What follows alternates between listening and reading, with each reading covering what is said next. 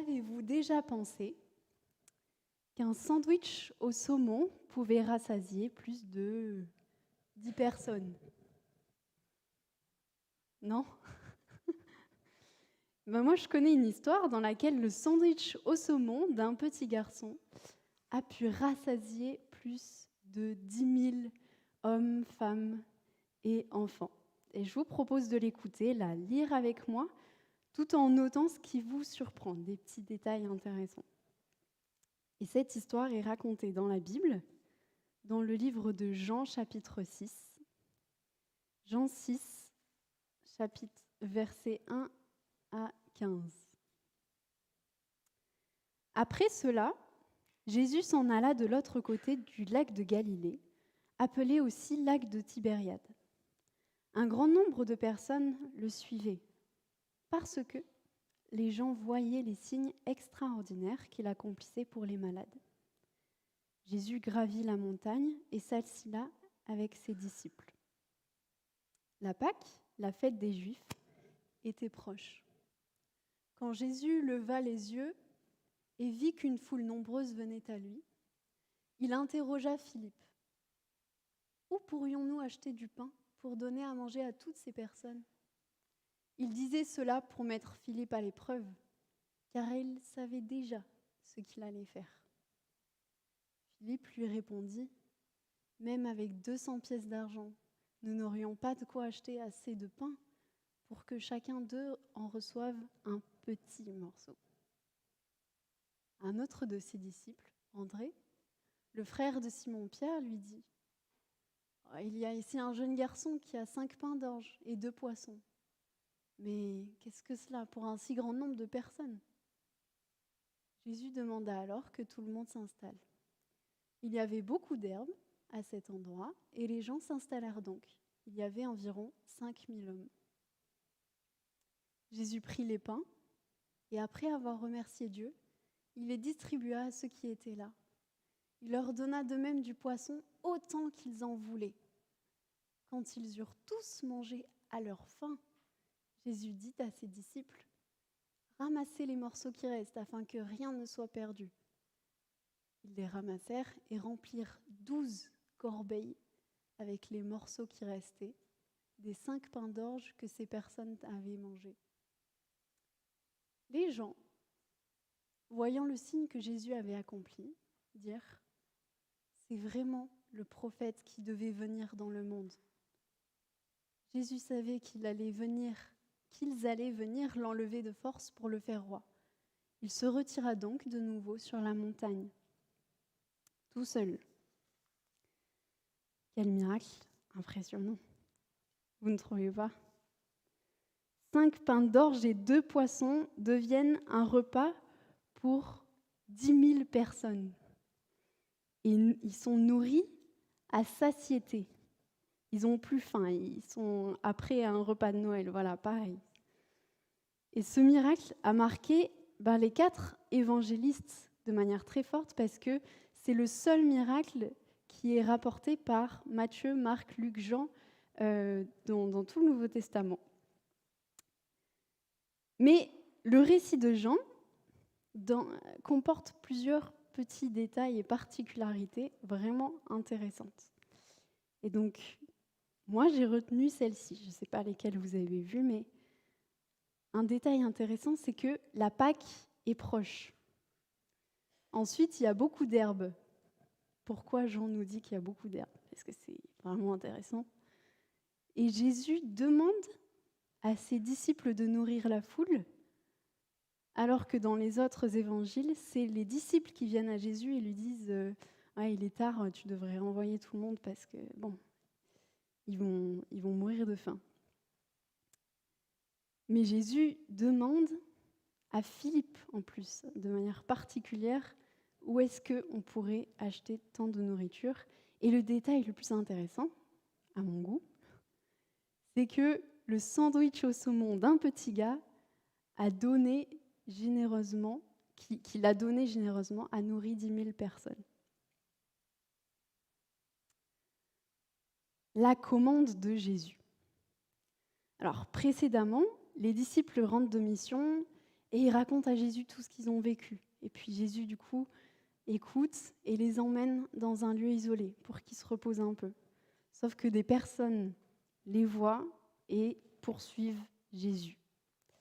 Mais pourquoi les gens poursuivent Jésus ? Eh bien, parce qu'ils voyaient les signes extraordinaires que Jésus accomplissait pour les malades. Donc en fait, le seul intérêt de la foule de poursuivre Jésus, c'est parce qu'il est un faiseur de guérison. Il guérit les gens. Voilà, c'est leur seule attente. Mais du coup, leur attente n'est pas d'être nourris par Jésus. Ils veulent juste être guéris. Et Jésus suscite le besoin de les nourrir.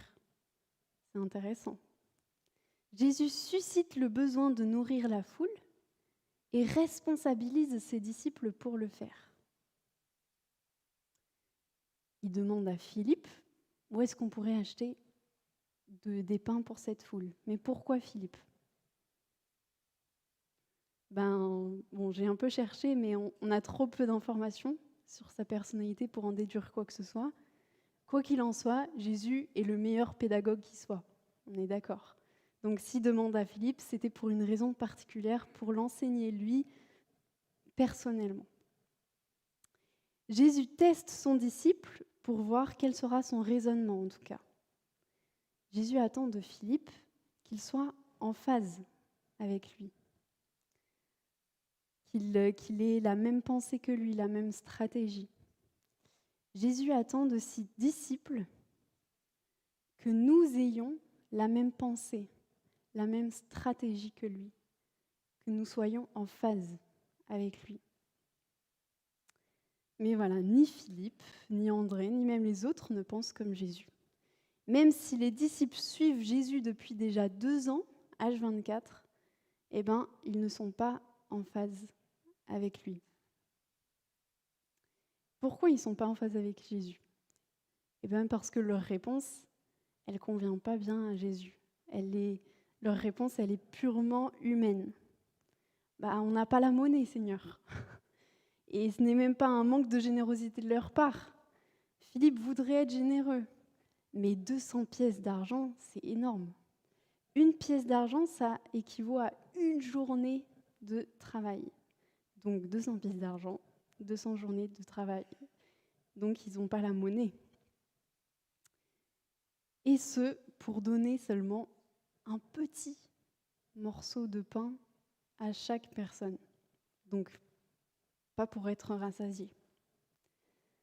Toutefois, Jésus veut rassasier la foule, sans recourir à l'argent et pour un but précis. En gros, même bien intentionnés, les disciples ne sont pas en phase avec Jésus. Et malgré tout, Jésus veut collaborer avec ses disciples dans la mission, dans sa mission. Il va les faire chercher des ressources parmi la foule, faire asseoir les gens, ramasser les restes pour qu'ils prennent conscience du miracle. Il les inclut dans sa mission, même si au départ ils n'ont pas bien compris. Jésus veut collaborer avec nous dans sa mission. Un sandwich au saumon pour 10 000. C'est alors que dans cette foule immense de 10 000 individus, hommes, femmes, enfants, il y a un petit gars qui a un repas. Voilà. Jésus a dit à ses disciples d'aller chercher parmi la foule qui avait quoi ? Est-ce qu'il y avait un petit bout de pain quelque part ? Et André a trouvé un petit garçon. Voilà, il y a un petit gars qui a 5 pains d'orge et 2 poissons. Voilà tout ce qu'on a Jésus, mais qu'est-ce qu'on va faire avec ça, quoi ? On ne va pas aller loin. Sauf que c'est exactement les ingrédients qu'il fallait. Jésus fait asseoir les foules, il prend les 5 pains et les 2 poissons, remercie Dieu le Père, découpe les petits morceaux et tout le monde est rassasié, tout le monde en redemande et tout le monde est nourri à sa faim, mais plus qu'à sa faim, à satiété. C'est incroyable. Et ce que je trouve le plus admirable, c'est ce petit garçon. Lui, il n'a pas besoin de générosité. Il avait son repas pour le soir. Il n'a pas besoin d'être nourri, il n'a pas besoin de générosité et encore moins besoin d'un miracle. Il a tout ce qu'il faut pour lui-même. Il a prévu son sandwich au saumon pour son repas. Et pourtant, il donne son casse-croûte à Jésus. Il donne ses faibles ressources, tout ce qu'il a, qui pour lui suffisait. Et Jésus multiplie ses ressources pour bénir un grand nombre. Le garçon a donné toutes ses faibles ressources à Jésus, que lui a multiplié pour bénir 10 000 humains. Encore une fois dans cette série, un enfant nous sert de modèle. Et voilà, le garçon a donné son seul sandwich au saumon à Jésus, et dans les mains du Christ, ce sandwich en a offert 10 000. Et je suis stupéfaite par ces détails. Paul, lui, aurait voulu acheter du pain avec des ressources qu'il n'avait pas, pour que chacun ait un petit morceau, mais avec 5 pains et 2 poissons, une foule entière est nourrie. Tout le monde est rassasié. Ce n'est pas juste un petit bout de pain par personne, c'est un repas entier pour chaque individu. Et il n'y a qu'entre les mains du Christ que cela est possible, qu'un tel miracle est possible. Nos faibles ressources, notre énergie, notre personnalité, nos capacités, notre temps, tout cela placé dans les mains de Dieu, devient une source de bénédiction pour un très grand nombre de personnes. Il y a même des restes. C'est impressionnant. Quelle source d'encouragement pour nous.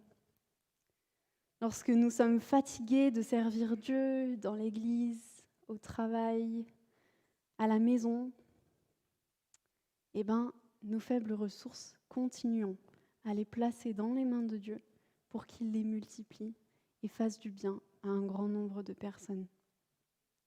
C'est avec notre faiblesse que Dieu veut manifester sa puissance. Notre peu dans les mains de Dieu devient l'essentiel surabondant, devient la vie éternelle pour d'innombrables personnes.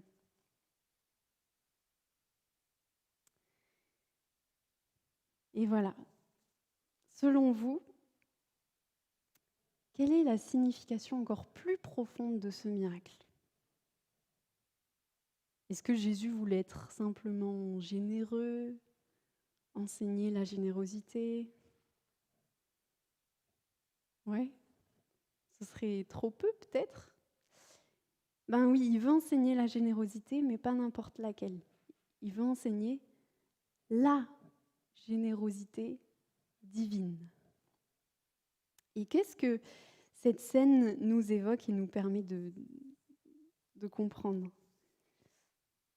Il se trouve que le grand prophète Élisée a fait un miracle presque exactement similaire en 2 Rois 4, mais lui avec 20 pains d'orge et de blé nouveau. Et Jésus a fait bien plus avec moins. Jésus est plus grand qu'Élisée. Dans l'Exode, le peuple hébreu marche dans le désert. Et libéré de l'esclavage de l'Égypte, il se dirige vers le pays promis par l'Éternel. Mais voilà qu'il commence à crier de faim, médire contre Moïse et Aaron. Voilà, esclaves en Égypte, on avait du pain à satiété et de la viande au moins, même si on était esclave. Alors Dieu entend et il fait littéralement tomber du pain et de la viande du ciel. Voilà. En plein désert. Et tous sont rassasiés pendant des mois et des mois. Et certains juifs pensaient que le Messie allait reproduire ce miracle de faire retomber du pain et de la viande du ciel. Mais Jésus-Christ fait bien plus que ça. Il est bien plus grand que Moïse. Ce que Jésus a voulu signifier par ce miracle, en réalité, c'est de révéler son identité. Jésus est cette nourriture miraculeuse dans le désert vers le pays promis. Il est ce pain et cette viande qui descendent du ciel, qui est envoyé par le Père. Il est la nourriture envoyée par le Père nécessaire pour avancer vers le pays promis, qui s'offre gratuitement. Jésus est la nourriture envoyée par le Père, qui offre gratuitement la vie éternelle. C'est cette nourriture qui descend du ciel pour se donner à l'humanité. Dieu qui se fait homme pour donner la vie éternelle à de nombreux êtres humains, à ceux qui recevront ce repas. On n'a pas étudié un petit détail, c'est celui que la Pâque est proche. Eh bien, alors que la Pâque approche, Jésus se rappelle que dans 1 an, à la période de Pâques, eh bien, il marchera vers Jérusalem pour justement se donner, pour accomplir pleinement sa mission pour l'humanité, pour la sauver. Et c'est alors qu'il a la Pâque en tête, voilà, il fait ce miracle pour se révéler encore plus. La recette de Jésus. Eh bien, un ingrédient pour un miracle, c'est accepter la collaboration avec Christ pour le faire connaître. L'humanité ne connaît pas ce besoin de recevoir le Christ, mais lui attend notre collaboration pour le faire connaître. Il suscite, de même qu'il suscite la demande de nourrir cette foule chez les disciples, eh ben, il veut que l'on collabore avec lui pour le faire connaître à l'humanité. Il nous confie et il nous partage cette responsabilité de le faire connaître, et ce par de multiples moyens, aussi nombreux que nous sommes. Un deuxième ingrédient, c'est de ne pas juger les problèmes au regard de nos ressources. Nos faibles ressources peuvent rassasier une multitude d'êtres humains quand elles sont placées dans les mains du Christ.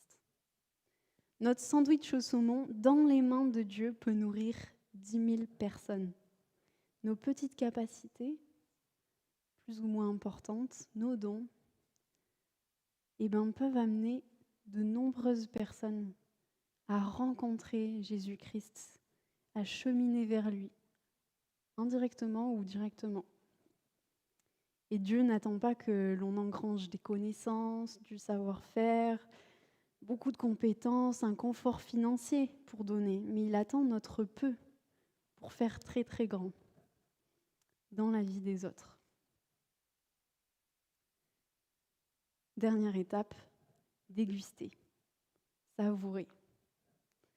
Imaginez ce petit garçon, ses yeux pétillants, son cœur bouillonnant à voir ce qui est en train de se passer grâce à ses petites ressources, grâce à son repas. Il doit être émerveillé, stupéfait, et il a dû se souvenir de ce miracle pendant toute sa vie. Et bien, sa générosité, peut-être sa petite confiance en Jésus-Christ, a rassasié plus de 10 000 êtres humains. C'est quand même incroyable. En un lieu désert. Ce petit garçon a répondu aux besoins avec ses moyens. Et Jésus a fait un miracle avec. Dieu a manifesté sa puissance grâce à lui ce jour-là. Et voilà, Dieu choisit les choses faibles, nos faibles ressources, nos faibles capacités pour faire d'immenses choses. C'est pas logique d'un point de vue humain, c'est la logique de Dieu. Il choisit des petites choses pour en faire d'immenses. Alors, cet émerveillement que l'on peut imaginer du petit garçon, je vous invite à aussi le garder, à vous émerveiller de la manière dont Dieu vous utilise vos petites capacités, nos petites compétences, nos petites ressources. Dégustons, savourons comme ce petit garçon d'avoir été acteur dans le cheminement de quelqu'un vers le Christ.